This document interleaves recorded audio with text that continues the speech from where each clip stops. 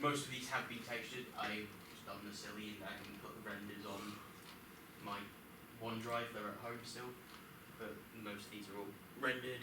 I'll say trying to get them as realistic as possible. And the binoculars are kind of still a work in progress. I want to try and do a little something with them first before. Okay. Is there I footage? think that's it. Do we have game footage? We got footage. Have we? There's footage in the I folder. think- How old it Did is? it I don't Sarah know. has? I put an updated one on yesterday. Okay.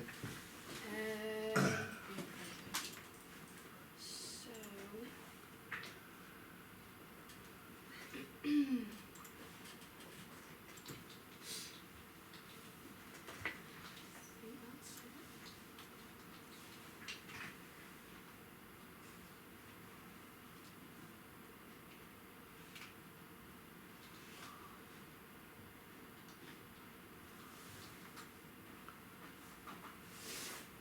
So this is very early days, Steve. Yeah. Sure. Yeah.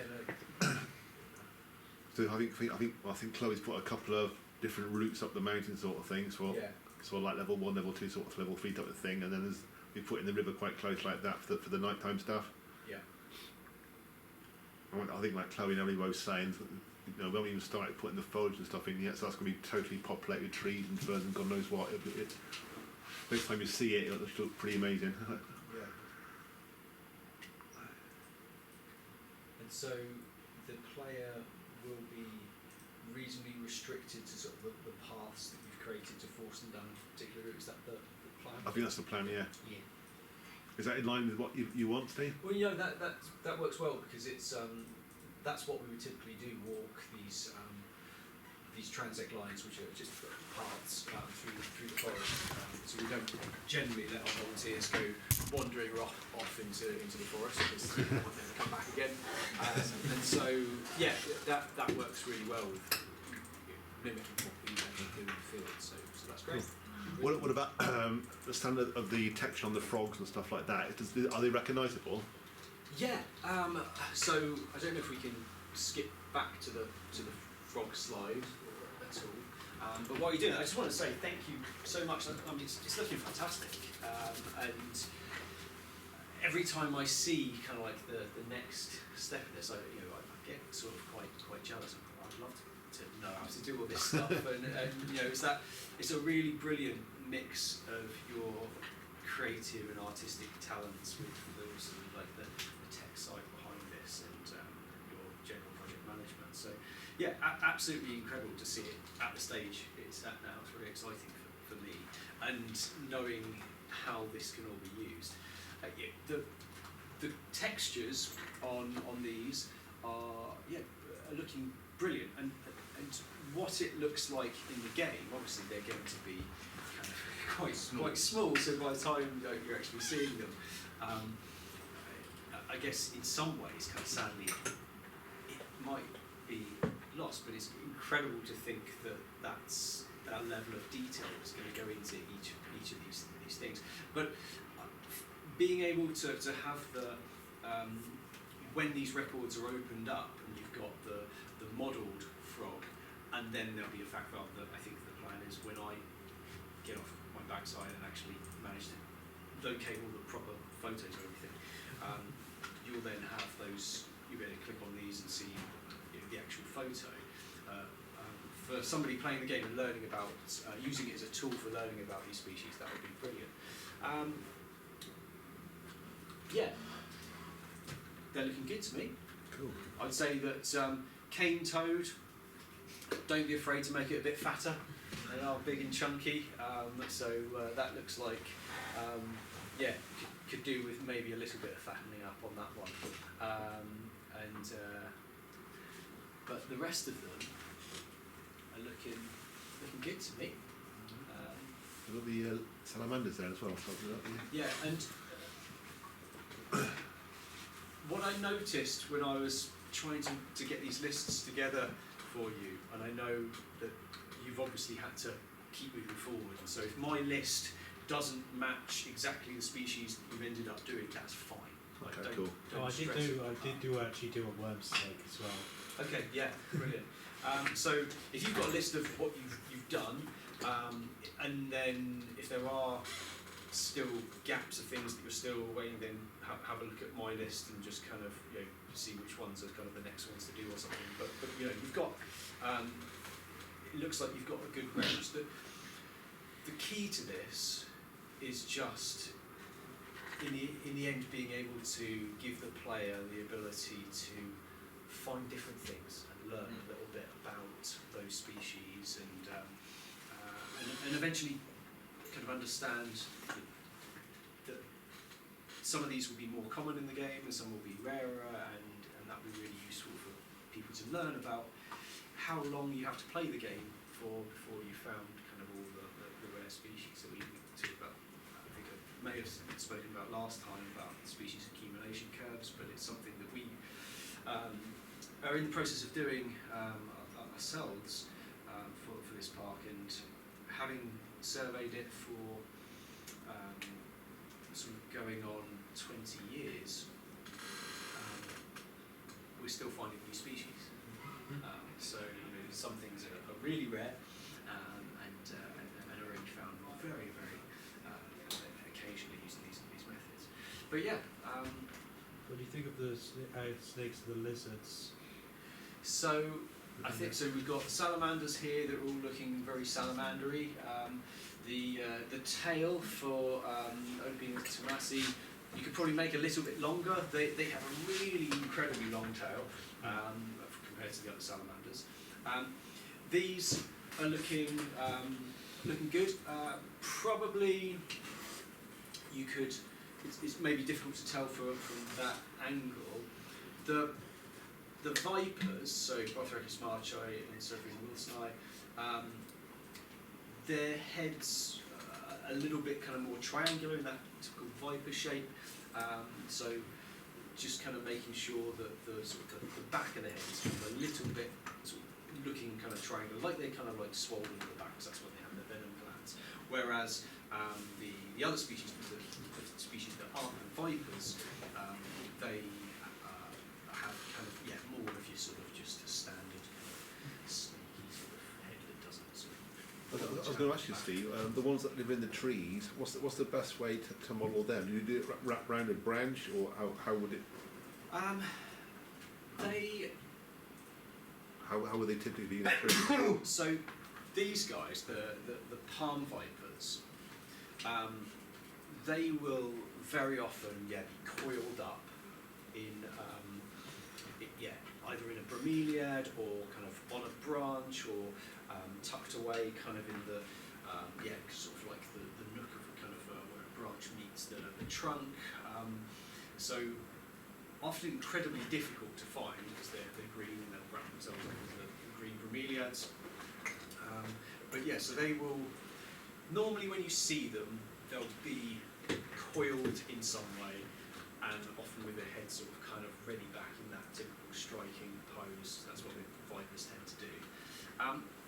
These guys, the Wilson's pit viper, Seraphium wilsoni, they will more commonly be found on the forest floor. Again, sometimes they will be just in a coil, just resting, but also probably because we're moving about and disturbing them, they will also be seen more frequently moving and kind of more sort of like stretched out because they have been moving and then they've stopped because they've noticed us coming in. So you can kind of play around with that. I don't know how that works in modelling and game stuff, but we very rarely see the palm vipers moving through the things. Some of the other species, so there's the parrot snake, which is one of the species that was on my list, but I don't know if it's on your list. But that is a very long, kind of fast-moving snake, and so sometimes when you see that, that is kind of moving through the branches and the undergrowth. It's seeing snakes is really difficult in that environment, and the reality is often when we see them, they're doing things that probably they don't normally do. So you might walk past 100 snakes that are doing what snakes would normally do, and you don't see them because they're so well blended in. And the ones you see are the ones that suddenly caught your eye because they just moved and there was a so there'll be, if you're thinking about kind of having them static in the trees, then certainly for Marchi coiled, I can go through this kind of with I would this. say it might be worth when you do the top trumpy thing to say if they're in the trees or underground, that'll help us a lot. Yeah, absolutely. Cool. Okay. Is there any methods that you know that you might have that might help you find them? So, or do you just walk around and just look around?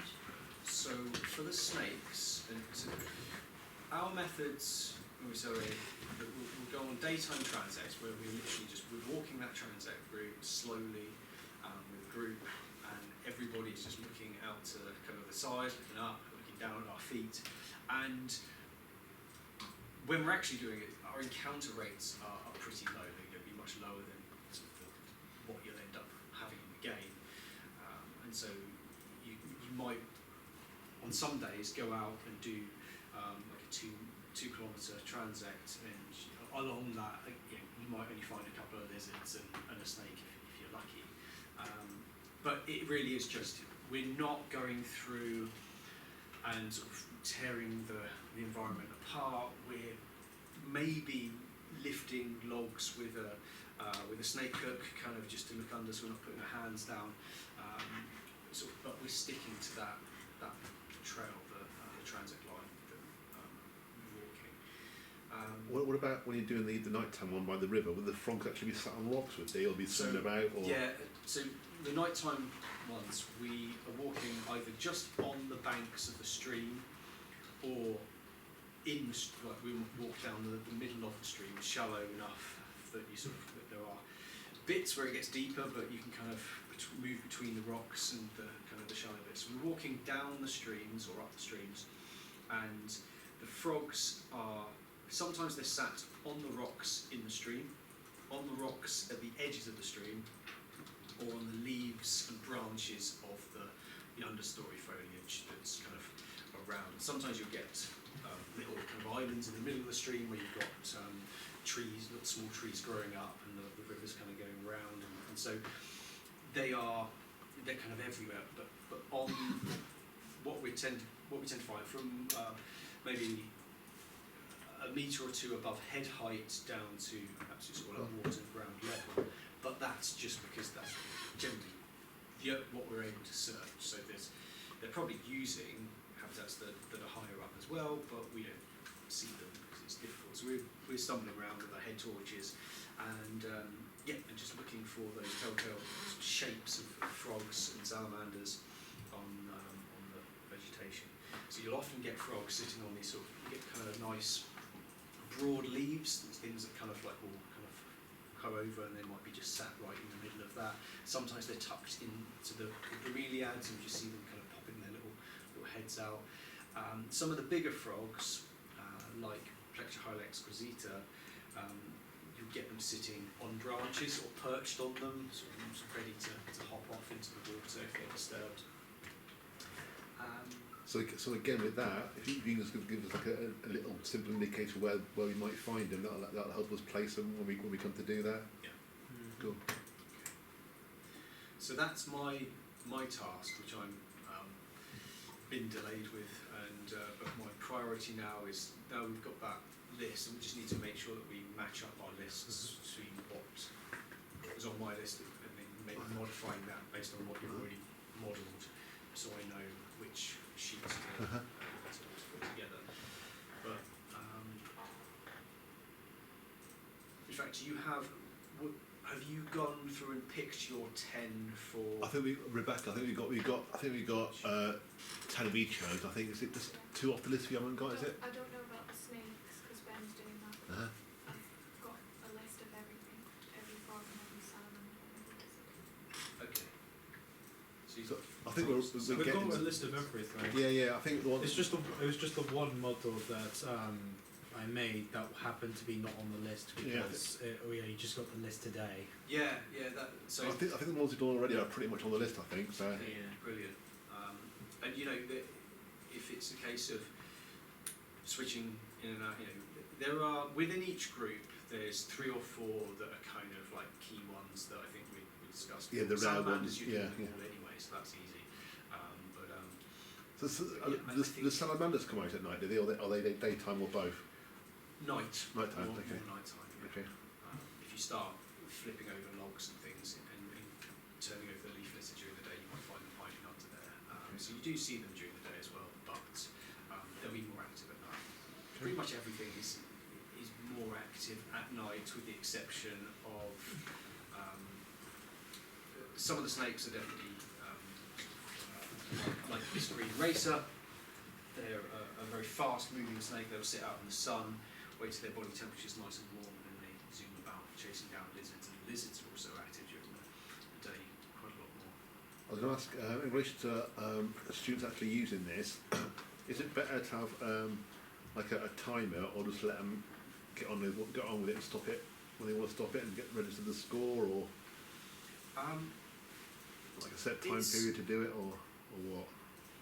It's definitely important to be able to kind of match the time that's been played with how much was found, because we want to be able to put those two things together and compare how long it takes a player or a group of players to accumulate all the species or a certain proportion of the species. So whether you design it so that they are restricted or it's just recorded, it might be quite nice to have a set time, because then it's an easier activity a task to set somebody. So right, play this for, and then we'll look at what you found. Okay. That side of it. Whether there's an ability to kind of choose that within the options, whether you, I'm open to your sort of thoughts and ideas on what Well, we'll have a look at that. Jay, did you note that down? Yeah. The timings. But definitely some way of, because what I would like to be able to do is eventually use this to have students play this game in order to learn about the species. So they go around, they collect them, have a bit of fun, and then they're going to open up those like fact cards about what that species is and learn a little bit about it. But they will also be then generating a data set that allows us to know, okay, you played for 20 minutes and you found whatever proportion of species, and also abundance of those species. So I assume that it will tell the player, or you found this species 3 times within this, or this species you've only found once, but we need to match that data with how long the player played. I think the inventory system will probably pick that up, won't it? Yeah. And at the end, in terms of an output, there's obviously. I think we talked about maybe like having like a scoring system where the common frogs get a low score, the rare frogs get a really high score, and then maybe register that score however you want, basically. So is that the sort of thing? So that could work as a nice sort of system within the game for in terms of a gaming perspective, in terms of what using the data as a teaching tool for generating, pretending that you've got multiple visits to a site, and how long it takes before you've found all of the species, whether there's a way of players' scores accumulating over successive what they found, so they kind of do one survey, and then the next survey it's a separate thing, but it kind of adds to their totals. Can you sort of like continue to play, and you see however over successive games your species accumulation will add up, or it's just a case of at the end of a level there's just kind of a screen that shows you these are the species that you could have found, and here's the number of each that That you would did be find. that would be easier, I think. Yeah. We could also and have a then, score at the top. Yeah. for my purposes, when I want to use this as a teaching tool with students, I can then say, right, there's your scores, copy them over to this data sheet, and then go again. And then Yeah. the next score, copy them over, and then I'll be able to use that as a really nice, I can get my students doing evaluation and creating their species accumulation curves using that. That's a lot more data. doable. That yeah. So, but as long as, for my purposes, at the end of a game, it's fairly straightforward to get that overall data off of the game, and if that's just on the screen it tells you species, numbers, like data, so, and then students can copy over, that would be Cool. Okay. Great. ideal. Okay. Has anyone got any questions? No? So overall, are you happy so far with what they've done? I'm really happy. I think it looks brilliant. You know,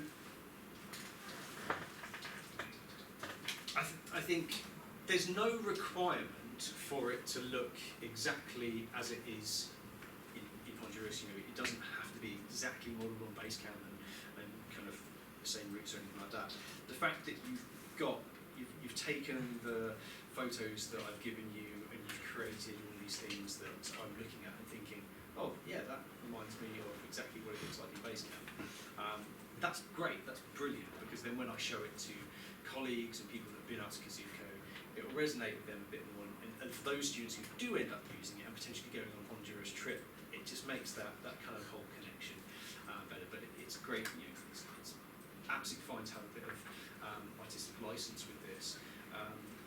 I like all the additional props and things that, you know, obviously they're not essential to, I guess, the mechanics of the game, but make it really look nice and come to life. I did also have to go through recently and watch those 2 videos you did at the base camp, so I can add to the asset list a bit more. Yeah. Especially that sort of like the building that's got like the lecture theatre in and Yeah. and that. So yeah, that's all looking great. I was going to ask you. There's like they look like, I'm not sure what they are. They look like little like traffic lights sticking up everywhere. Are those power sockets or something? Are they? What are they? The white tubes that Yeah. stick out, they're quite disgustingly, they are overflows for the septic tank. Ah, okay. What they were.